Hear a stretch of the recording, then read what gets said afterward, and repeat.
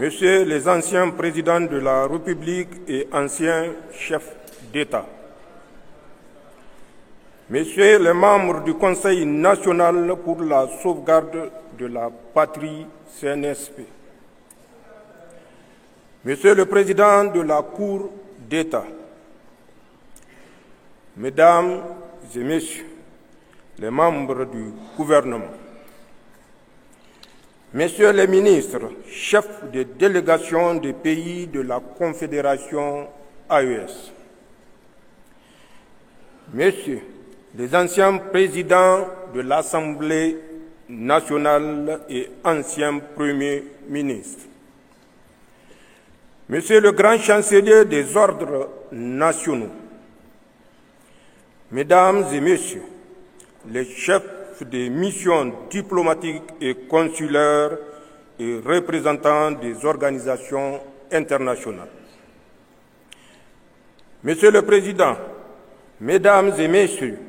les membres de la Commission nationale chargée de diriger les travaux des Assises nationales. Monsieur le Président, Mesdames et Messieurs, les membres du comité technique chargé de l'organisation des Assises nationales. Mesdames et Messieurs, les secrétaires généraux des ministères et institutions de la République, Messieurs les gouverneurs des régions, Monsieur le gouverneur de Niamey,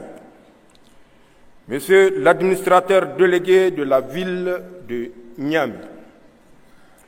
honorables chefs traditionnels, respectés leaders religieux, Mesdames et Messieurs, les représentants des organisations socio-professionnelles et des structures de la société civile, distingués invités, Mesdames et Messieurs, mes chers compatriotes, il vous souviendra que lors de la cérémonie de clôture de nos assises nationales le 20 février 2025, dans cette même salle, je me suis engagé,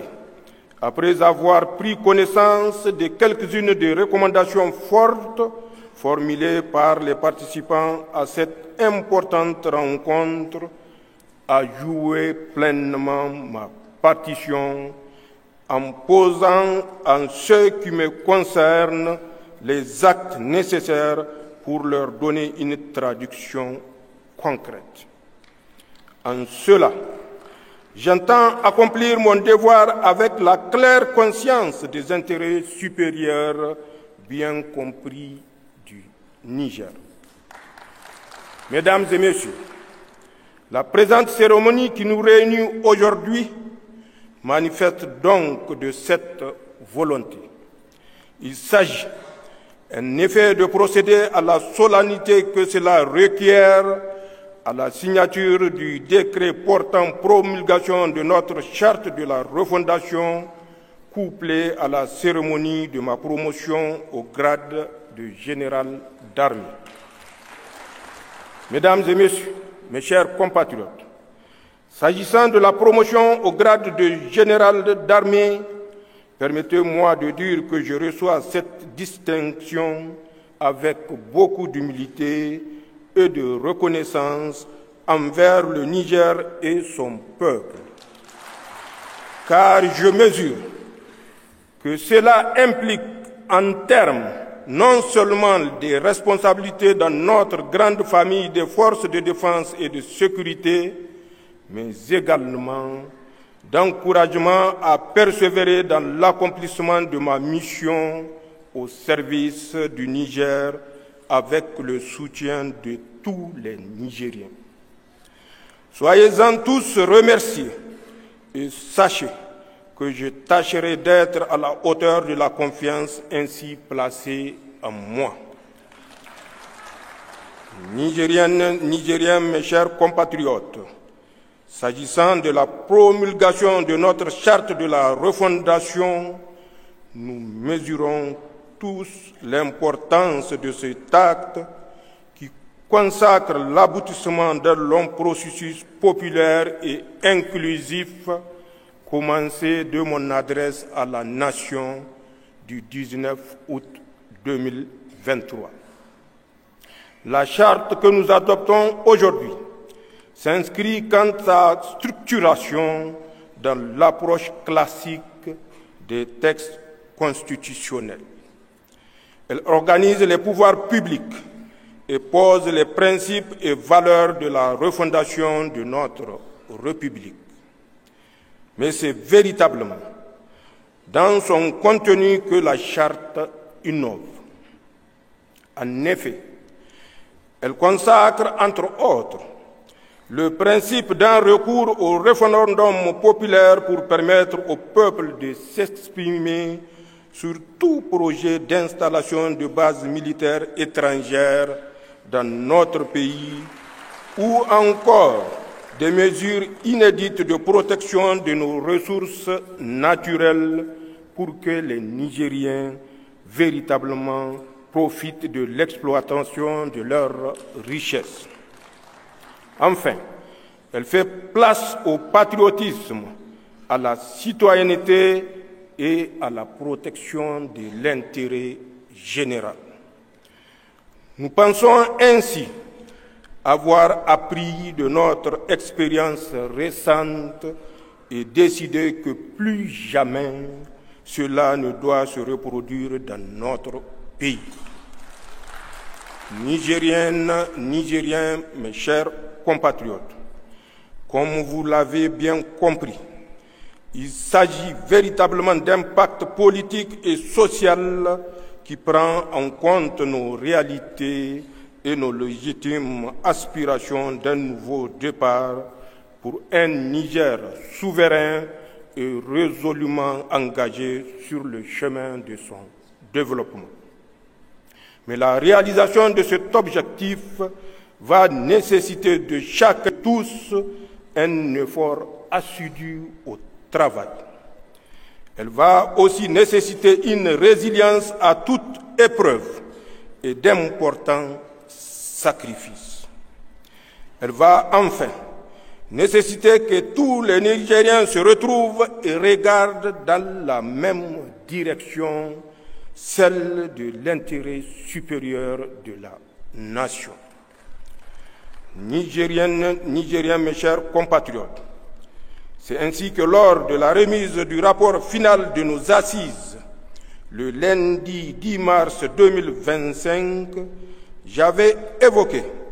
la nécessité pour les Nigériens de pardonner et de se pardonner entre eux pour donc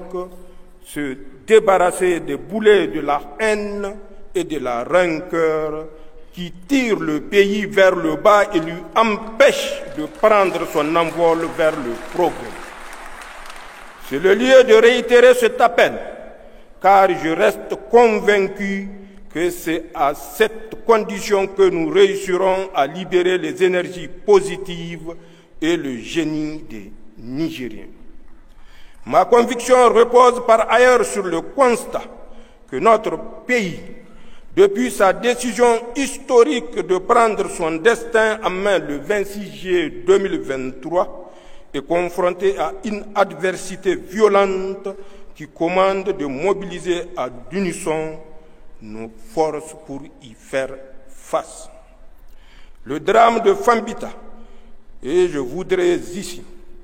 avoir une fois de plus une pensée pieuse pour nos martyrs lâchement assassinés alors qu'ils accomplissaient la prière de vendredi, donne une idée de l'adversité et des défis qui nous attendent, plutôt que de nous complaire dans des débats haineux qui divisent notre société. D'ailleurs, faudrait-il au besoin rappeler que le pardon et la réconciliation font bien partie des recommandations formulées par nos assises, mais surtout de notre religion, particulièrement en ce mois béni de Ramadan. Nigériennes, Nigériens, mes chers compatriotes, je voudrais, à ce stade de mon propos, rassurer tous tous nos compatriotes que le pardon et la réconciliation auxquels nous appelons ne peuvent s'opposer à l'aspiration ou aux aspirations légitimes des Nigériens à la justice. Les deux approches sont plutôt nécessairement conciliables. En effet, notre intime conviction est qu'il ne saurait y avoir véritablement pardon et réconciliation sans justice. De même qu'aucune action humaine ne pourrait suffire pour réparer toutes les injustices subies par les Nigériens et du fait de nos égoïsmes, de la mauvaise gestion de l'État et de l'ingérence de certaines puissances étrangères dans nos affaires intérieures. Ils trouveront alors certainement, dans leur foi en Dieu et notre projet commun, les forces de les surmonter. Nigériennes, Nigériens, mes chers compatriotes, pour ma part, je tiens à réitérer mon engagement solennel à toujours œuvrer pour le pardon et la réconciliation entre Nigériens, pour l'unité nationale, pour la justice et la reddition des comptes dans la affaire publique. Par conséquent, c'est le lieu de dire qu'il n'y aura, sous le régime du Conseil national pour la sauvegarde de la patrie, que j'ai l'honneur de présider, ni chasse aux sorcières, ni impunité, ni protection politique offerte à un quelconque Nigérien face à la justice ou à la commission de lutte contre la délinquance économique, financière et fiscale, COLDEF, que nous nous devons tous de soutenir en lieu et place des critiques stériles dont elles font souvent l'objet. Il revient donc à ces deux institutions de faire leur travail en toute indépendance, dans le respect de nos lois, pour apaiser les cœurs des Nigériens, leur permettre de se réconcilier et d'aller toujours de l'avant. Le Conseil national pour la sauvegarde de la patrie et son gouvernement œuvreront dans ce sens. Ils sont au service du Niger et des Nigériens et le demeureront, Inch'Allah. Nigériennes, Nigériens, mes chers compatriotes, au terme de mon propos, je tiens une fois de plus à féliciter le comité d'organisation des assises, la commission chargée de diriger les travaux